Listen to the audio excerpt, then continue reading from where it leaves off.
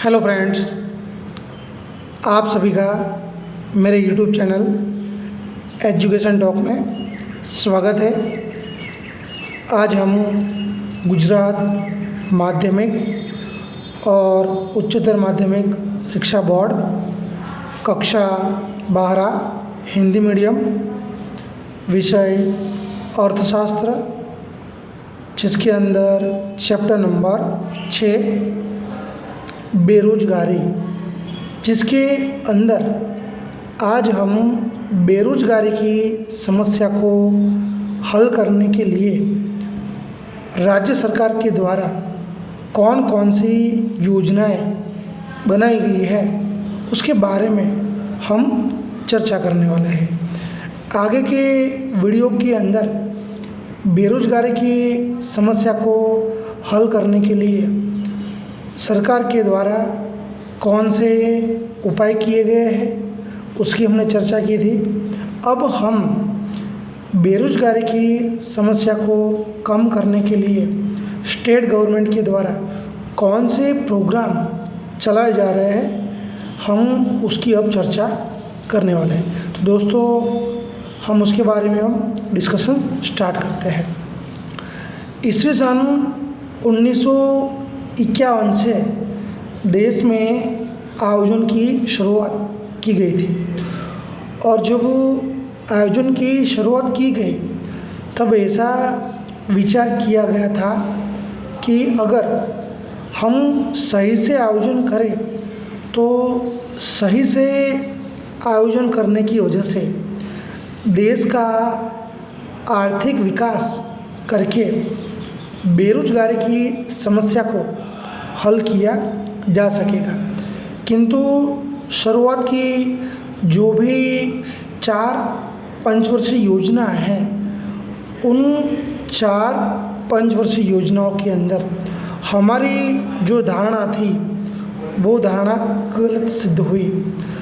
परिणाम स्वरूप 5वीं पंचवर्षीय योजना से बेरोजगारी की समस्या का निवारण करने के उद्देश्य को सफल बनाने के लिए सरकार के द्वारा विभिन्न प्रकार के रोजगार लक्षी कार्यक्रम शुरू किए गए, जैसे कि संकलित ग्रामीण विकास कार्यक्रम, काम के बदले में अनाज, जवाहर रोजगार योजना, नेहरू रोजगार योजना, सुवर्ण जयंती ग्राम स्वरोजगार योजना, सुवर्ण जयंती शहर रोजगार योजना, ग्रामीण युवकों को स्वरोजगार के लिए तालीम देने के कार्यक्रम, राष्ट्रीय ग्रामीण रोजगार गारंटी योजना, मनरेगा कौशल्य विकास कार्यक्रम, श्रमेव जयते योजना, स्किल इंडिया, मेक इंडिया एवं मुद्रा जैसी अनेक रोजगार लक्षी योजनाएं सरकार के द्वारा अमल में लाई गई थी, जिसमें से हम कुछ योजनाओं के बारे में हम जानकारी प्राप्त करने वाले हैं। पहली योजना का नाम है महात्मा गांधी राष्ट्रीय ग्रामीण रोजगार गारंटी कानून, जैसे हम अंग्रेजी में MJ नरेगा के नाम से भी जानते हैं।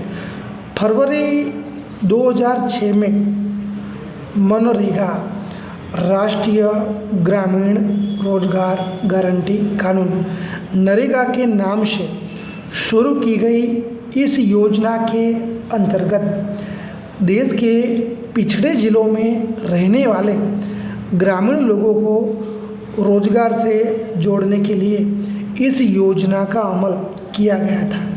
इस नरेगा योजना का नाम 2 अक्टूबर 2009 से बदलकर महात्मा गांधी राष्ट्रीय ग्रामीण रोजगार गारंटी कानून यानी कि MJ नरेगा किया गया था। इस योजना को सफल बनाने के उद्देश्य से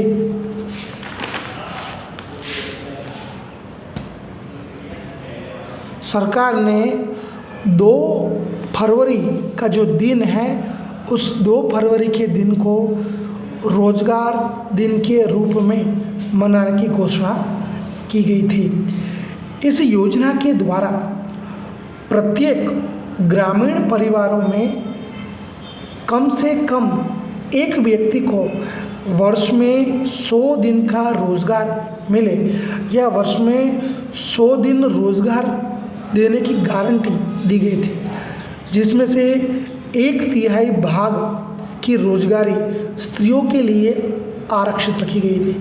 तो दोस्तों, कहने का मतलब कि ग्रामीण क्षेत्र में जो परिवार रहते हैं उन परिवारों में से कम एक व्यक्ति को हर परिवार में 100 दिन का रोजगार मिले, ऐसी व्यवस्था की गई थी। इसके अलावा महिलाओं के लिए रोजगार में 1/3 भाग जितना आरक्षण रखा गया था। इस कार्यक्रम में ग्रामीण लोगों को शारीरिक श्रम के द्वारा निर्धारित न्यूनतम वेतन भुगतान करने का प्रावधान रखा गया था। साथ ही श्रमिकों को उनका वेतन 7 दिन में ही दे दिया जाता था। तो ये भी है कि ये जो योजना है उस योजना के अंदर काम करने वाले जो भी श्रमिक होते हैं उन श्रमिकों को 7 दिनों के अंदर ही उनका वेतन दे दिया जाता है। श्रमिक को उसके निवास स्थान से 5 किलोमीटर के अंतर में ही रोजगार उपलब्ध करवाया जाता है।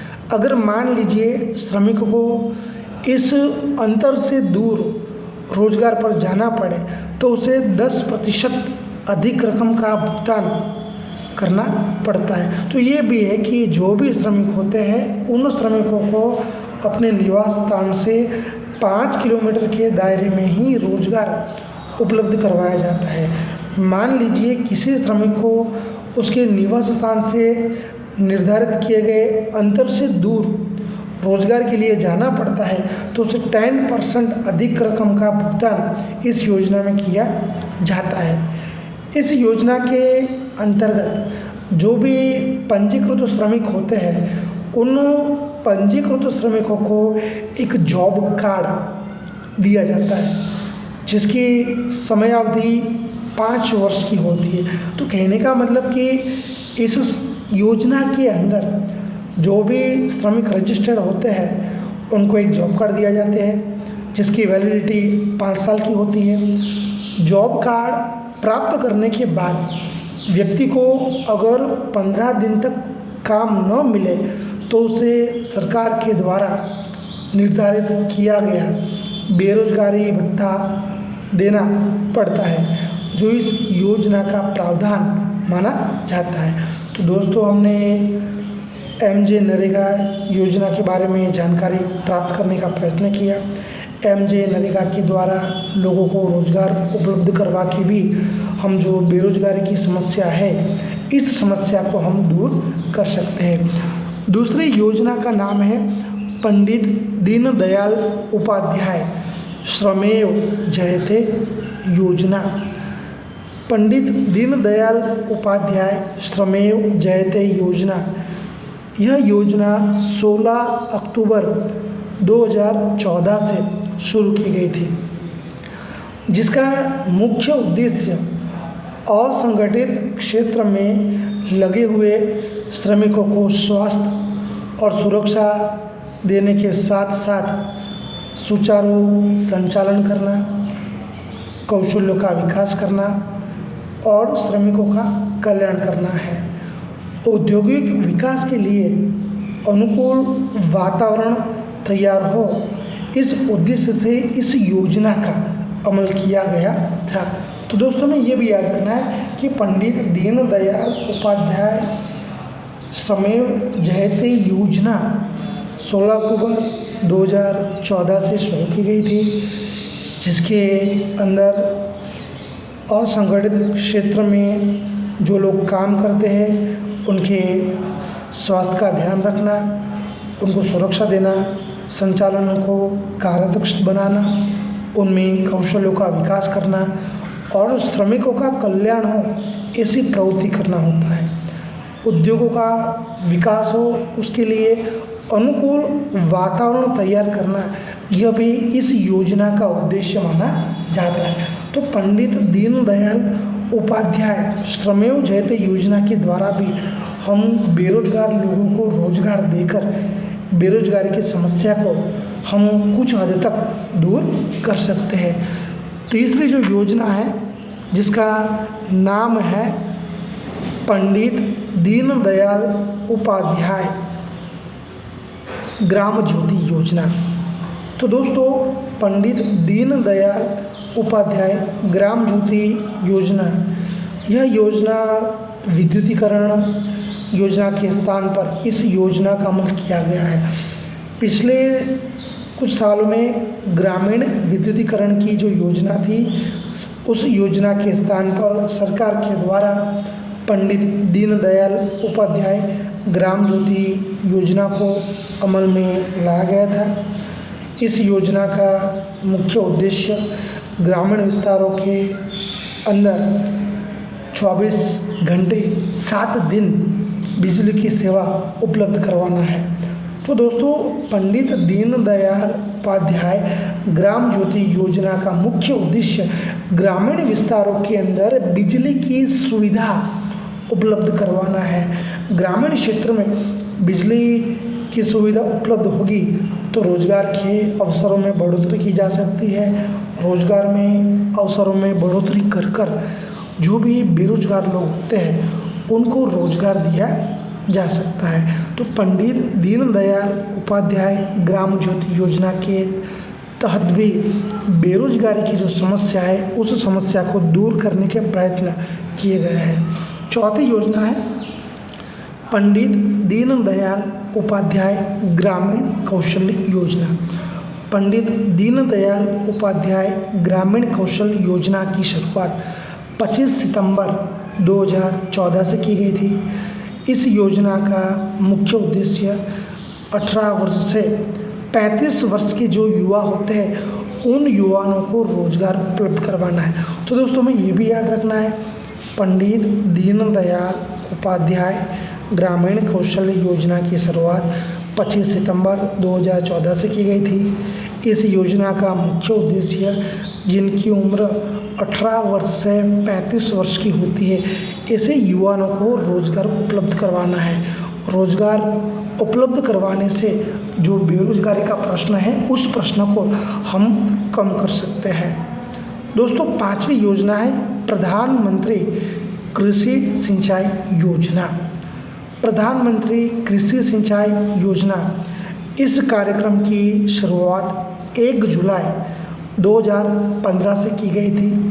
प्रत्येक खेत को पानी, इस सूत्र को सार्थक करने के उद्देश्य से कृषि उत्पादकता बढ़ाने और देश के उपलब्ध साधनों का श्रेष्ठतम उपयोग हो, इस उद्देश्य से इस योजना की शुरुआत की गई थी। कृषि क्षेत्र के अंदर सिंचाई की योजना का अमल करने का लक्ष्यांक इस योजना में रखा गया था। दोस्तों, में याद रखना है, प्रधानमंत्री कृषि सिंचाई योजना की शुरुआत कब की गई थी? तो इस योजना की शुरुआत 1 जुलाई 2015 से की गई थी।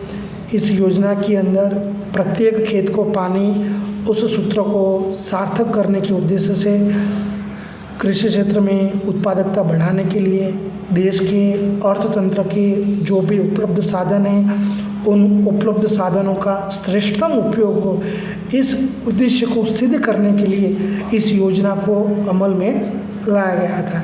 इसके अलावा कृषि क्षेत्र के अंदर सिंचाई की योजनाओं का अमल करने का जो लक्ष्यांक था उस लक्ष्यांक को सिद्ध करने के लिए भी सरकार के द्वारा प्रधानमंत्री कृषि सिंचाई योजना अमल में लाई गई थी। तो दोस्तों, हमने यहाँ पे बेरोजगारी की जो समस्या है उस समस्या को दूर करने के लिए राज्य सरकार के द्वारा विभिन्न प्रकार की योजनाएं शुरू की गई थी, जिसमें से हमने आज कुछ योजनाओं के बारे में जानकारी प्राप्त करने का प्रयत्न किया। और इसके साथ ही हमारा चैप्टर नंबर 6 जो बेरोजगारी है वो यहाँ पे कंप्लीट होता है। आगे के वीडियोस के अंदर हम आपके सामने फिर से एक नए टॉपिक के साथ, एक नए चैप्टर के साथ आपके सामने फिर से उपस्थित होंगे और फिर से ये पठन पाठन का जो सिलसिला है उसे चालू रखेंगे। दोस्तों, अगर आपको हमारा वीडियो पसंद आया हो तो ज़्यादा से ज़्यादा लाइक कीजिए, ज़्यादा से ज़्यादा शेयर कीजिए और हमारा जो यूट्यूब चैनल है एजुकेशन टॉक उसे सब्सक्राइब करना ना भूलें। आपके जो भी सलाह सुझाव सूचन जो भी हो आप हमें कमेंट बॉक्स में लिखकर भेज सकते हैं। हम आपकी सलाह सुझाव और जो भी समस्या होगी उसका समाधान करने का संपूर्ण रूप से प्रयत्न करेंगे। आगे की वीडियो में फिर से आपके सामने उपस्थित होंगे। तब तक जय हिंद, जय भारत, वंदे मातरम, भारत माता की जय। धन्यवाद। अस्तु।